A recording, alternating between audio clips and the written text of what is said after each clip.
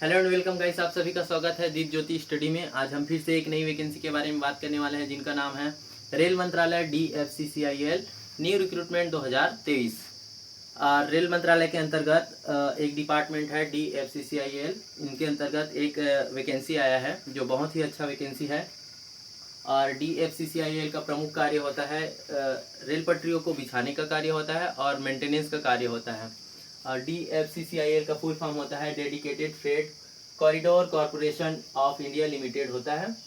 ये इसका full form है। इनके अंतर्गत वैकेंसी आया हुआ है, तो आप जितना जल्दी हो सके आप अपना फॉर्म फिलअप कर लीजिए, क्योंकि ये बहुत ही अच्छा वैकेंसी होने वाला है।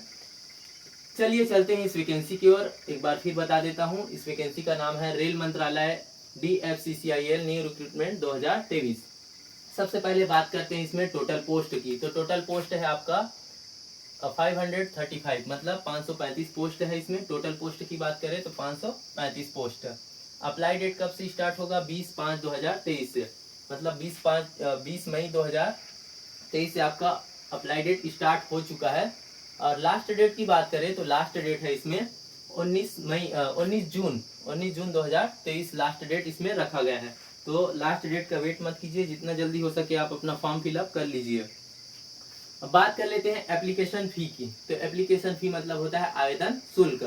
आवेदन शुल्क इसमें है जनरल, OBC और EWS के लिए 1000 रुपये फीस है। जनरल मतलब होता है जनरल, और ओबीसी मतलब होता है अदर बैकवर्ड क्लास। EWS मतलब होता है इकोनॉमिकल वीकर सेक्शन के लिए। और इन तीनों के लिए, जनरल, OBC और EWS के लिए 1000 रुपये फीस है। फिर बात आता है SC ST PWD और एक्स सर्विसमैन के लिए 0 रुपीज चार्ज है। इसमें 1 रुपये भी आपको चार्ज पे नहीं करना होगा।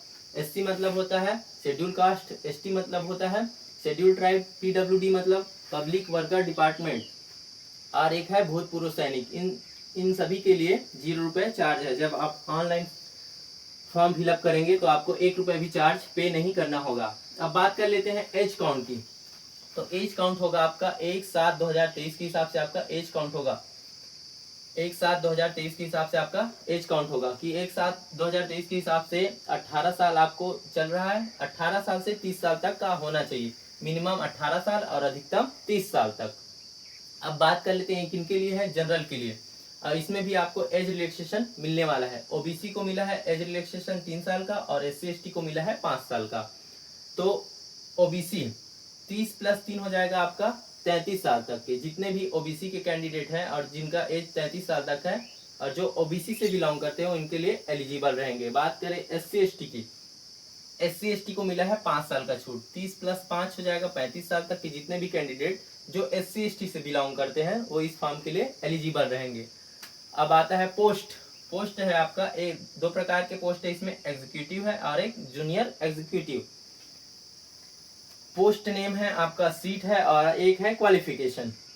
बात करें अब ये जो पोस्ट है ये जूनियर एग्जीक्यूटिव का पोस्ट है, ठीक है। अब सिग्नल एंड टेलीकम्युनिकेशन में आपका 148 पोस्ट, 148 पोस्ट है, जिनके लिए आपका 10 पास होना चाहिए प्लस ITI। आपका इलेक्ट्रॉनिक्स एंड टेलीकम्युनिकेशन में, या तो इलेक्ट्रिकल में या इलेक्ट्रॉनिक्स में आपका ITI कंप्लीट होना चाहिए। और ITI में आपका 60% होना चाहिए। बात कर लेते हैं इलेक्ट्रिकल में। इलेक्ट्रिकल में आपका है 24 सीट, मतलब 24 सीट है।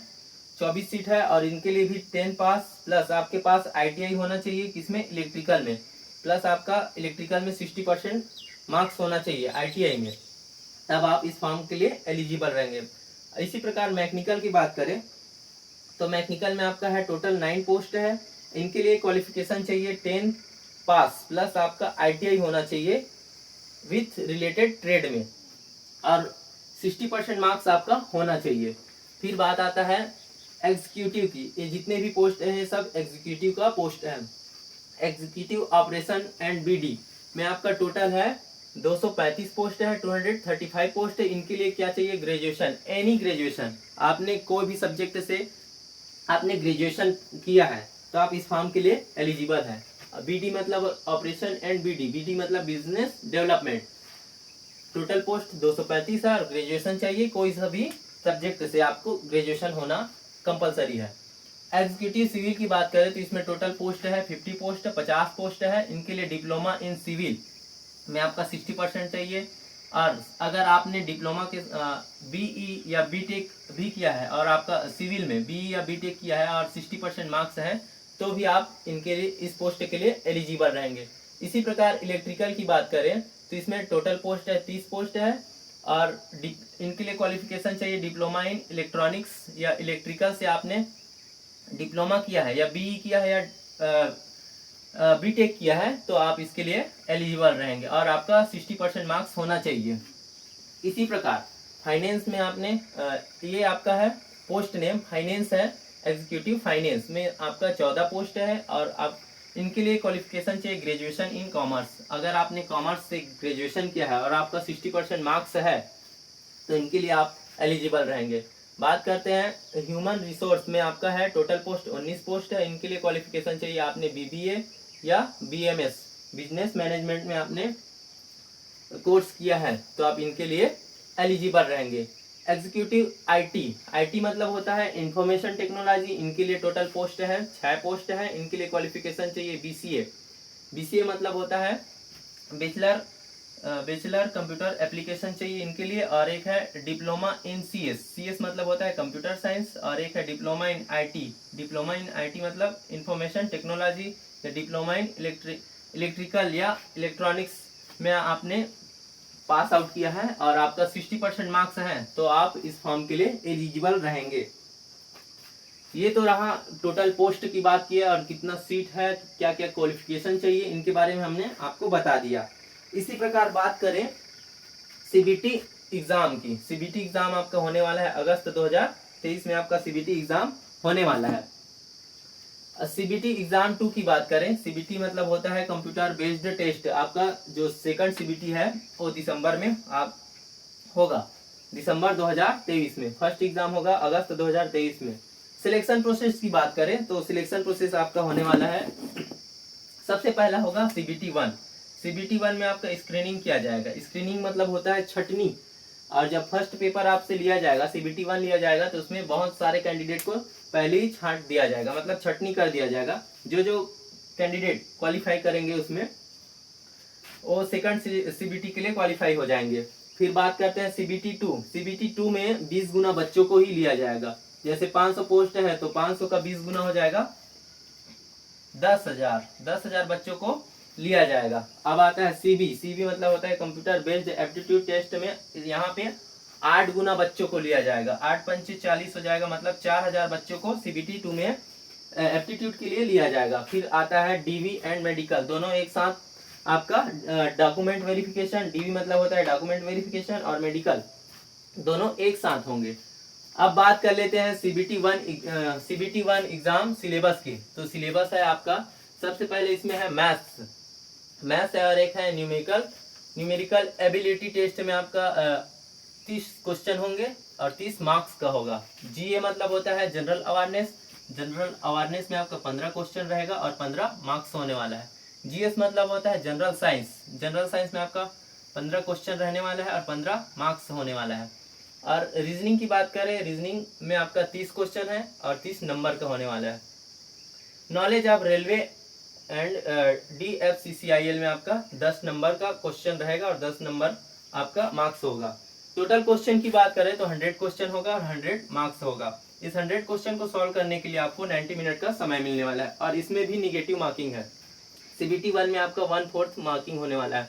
अगर आप एक क्वेश्चन गलत करेंगे तो आपका 0.25 नंबर कटेगा, 2 क्वेश्चन गलत करेंगे तो 0.50 नंबर कटेगा, 3 क्वेश्चन गलत करेंगे तो आपका 0.75 नंबर कटेगा और आप 4 क्वेश्चन अगर गलत करते हैं तो आपका 1 नंबर कटने वाला है।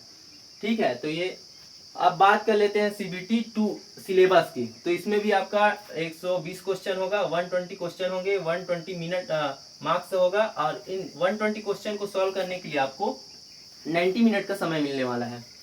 अब बात आता है एग्जाम सिटी की। तो एग्जाम सिटी आपका ओवरऑल इंडिया होने वाला है। आप कोई भी स्टेट से अगर बिलोंग करते हैं और कहीं भी आप अपना एग्जाम सिटी चूज करना चाहते हैं तो आप अपना एग्जाम सिटी 3 एग्जाम सिटी आपको खुद से चूज करना है। ओवरऑल इंडिया कहीं भी आप अपना एग्जाम सिटी आप चूज कर सकते हैं। आपके घर के नज़दीक आप चाहे तो कहीं से भी आप अगर एग्जाम सिटी लेना चाहे तो आप ले सकते हैं। सैलरी की बात करते हैं, उसके बाद सैलरी आपका सैलरी होने वाला है 30,000 से लेकर 1,20,000 तक आपको सैलरी मिलने वाला है। स्टार्टिंग पेमेंट आपको मिलेगा 30,000 से 32,000 आपका स्टार्टिंग सैलरी होने वाला है। बात कर लेते हैं एग्जाम लैंग्वेज। इसमें दो तरह के एग्जाम लैंग्वेज होंगे, एक होगा हिंदी और दूसरा होगा इंग्लिश। एक होगा हिंदी और एक है इंग्लिश। आपको जो पसंद, हिंदी चाहे हिंदी चूज कर सकते हैं या इंग्लिश। जब आप ऑनलाइन जब आप फॉर्म फिलअप करेंगे तो आप एग्जाम लैंग्वेज आपको चूज करना है, या तो हिंदी करेंगे या तो इंग्लिश। ये तो रहा कंप्लीट जानकारी कि हमने बताया कि total post, apply date, application form, fees और एज काउंट, कितना कितना पोस्ट है, एग्जाम कब होने वाला है, एग्जाम सिलेबस क्या है, एग्जाम सिटी और निगेटिव मार्किंग भी है इसमें। CBT 2 में आपका भी 1/4 निगेटिव मार्किंग है। एग्जाम सिटी, एग्जाम लैंग्वेज, सभी के बारे में हम आपको बता दिया है। अगर किसी भी प्रकार से अगर आपको लगता है कि यहाँ पे डाउट है तो आप हमारे कमेंट बॉक्स में कमेंट करके हमसे पूछ सकते हैं। और मेरे द्वारा दी गई जानकारी अगर आपको अच्छा लगे तो प्लीज़ मेरे चैनल को लाइक शेयर सब्सक्राइब कीजिए। धन्यवाद।